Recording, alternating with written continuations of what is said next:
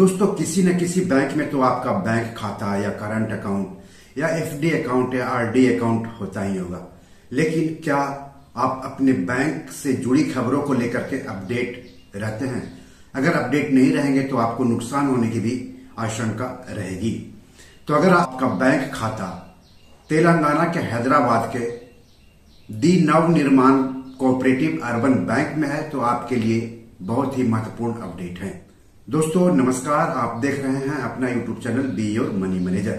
दोस्तों खबर पर हम आगे बढ़ेंगे, लेकिन सबसे पहले मैं आप सबसे गुजारिश करता हूं कि अगर आप चैनल के लिए नए हैं तो जल्दी से जल्दी सब्सक्राइब कर लें और वीडियो को ज्यादा से ज्यादा शेयर करें, क्योंकि जितना ज्यादा आप शेयर करेंगे उतना ज्यादा लोगों तक जानकारी पहुंचेगी।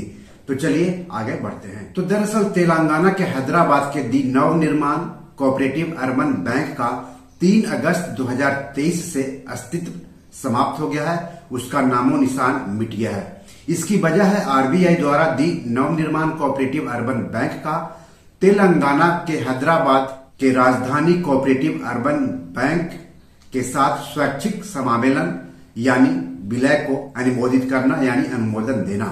यानी 3 अगस्त से दी नवनिर्माण कोऑपरेटिव अर्बन बैंक राजधानी कोऑपरेटिव अर्बन बैंक की शाखा के तौर पर काम करेगा और इसकी जानकारी खुद आरबीआई ने दी है। और आरबीआई ने क्या कहा है वो भी जान लीजिए। भारतीय रिजर्व बैंक यानी आरबीआई ने दी Navnirman cooperative urban bank limited Hyderabad Telangana का राजधानी cooperative urban bank limited Hyderabad Telangana के साथ समामेलन की योजना को स्वीकृति प्रदान की है। बैंक कार्य विनियमन अधिनियम 1949 की धारा 56 के साथ पठित धारा 44A की उप धारा 4 के अंतर्गत प्रदत्त शक्तियों का प्रयोग करते हुए इस योजना को मंजूरी प्रदान की गई है। यह योजना 3 अगस्त 2023 से प्रभावी हो गई है। दी Navnirman cooperative urban bank limited Hyderabad Telangana की शाखा 3 अगस्त 2023 से राजधानी cooperative urban bank limited Hyderabad Telangana की एक शाखा के रूप में कार्य करेगी।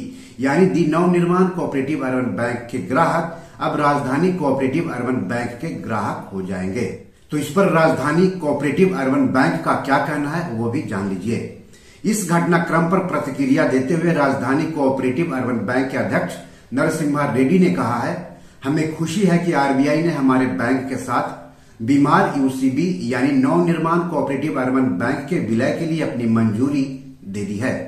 बिना किसी देरी के 3 अगस्त 2023 को हमने बैंक के सुचारू संचालन के लिए इसकी शाखा में पूजा की है। नवनिर्माण कोऑपरेटिव अर्बन बैंक एक यूनिक बैंक है जिसकी हैदराबाद शहर में एक ही शाखा है। इस विलय से बैंक से जुड़े करीब 2000 लोगों को फायदा होगा। बैंक का घाटा लगभग 20 लाख रुपए है और कुल कारोबार लगभग 10 करोड़ रुपए है, ऐसा रेड्डी का कहना है।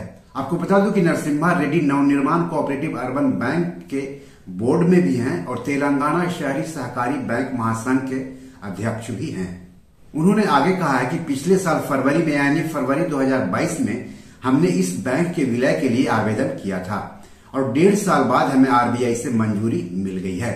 रेड्डी ने बताया कि इससे पहले 2010 में हमने मिल्ली कोऑपरेटिव अर्बन बैंक का अधिग्रहण किया था और भविष्य में भी हम और अधिक विलय की उम्मीद कर रहे हैं।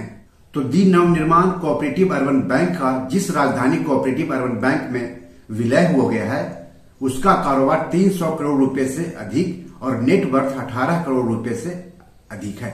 अध्यक्ष ने कहा, बैंक की 6 शाखाएं हैं, लेकिन नवनिर्माण कोऑपरेटिव अर्बन बैंक के साथ विलय के बाद इसकी 7 शाखाएं हो जाएंगी। तो अब सवाल दी नवनिर्माण कोऑपरेटिव अर्बन बैंक के ग्राहकों के लिए उठता है कि अब ग्राहक क्या करें दी नवनिर्माण कोऑपरेटिव अर्बन बैंक के। तो सबसे पहला काम जो उनको करना है कि उन्हें अपनी शाखा में जाना है और जाकर के ताजा अपडेट लेना है। दूसरा काम यह करना है कि मुझे लगता है कि पासबुक और चेकबुक बदलवाना होगा। तो जब आप बैंक शाखा में जाएं तो इसके बारे में भी बात कर लें। और तीसरा कि बैंक का आईएफएससी कोड भी बदल जाएगा, तो इसके बारे में भी आप बैंक शाखा में जाकर के अपडेट ले ले तो ज्यादा अच्छा होगा। तो बी योर मनी मैनेजर में आज इतना ही, लेकिन कोई सवाल हो तो जरूर पूछें।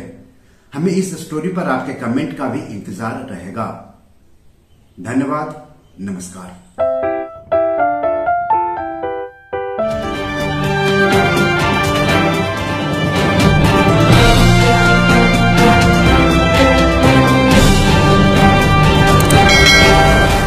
दोस्तों, ये मेरी 7 किताब है जो कि amazon.com पर पब्लिश है। आप इसे डाउनलोड करके पढ़ सकते हैं।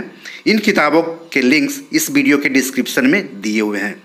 इन 7 किताबों में से 5 किताब मनी मैनेजमेंट पर है, यानी पैसा निवेश करके अधिक पैसा कैसे कमाएं पर आधारित है।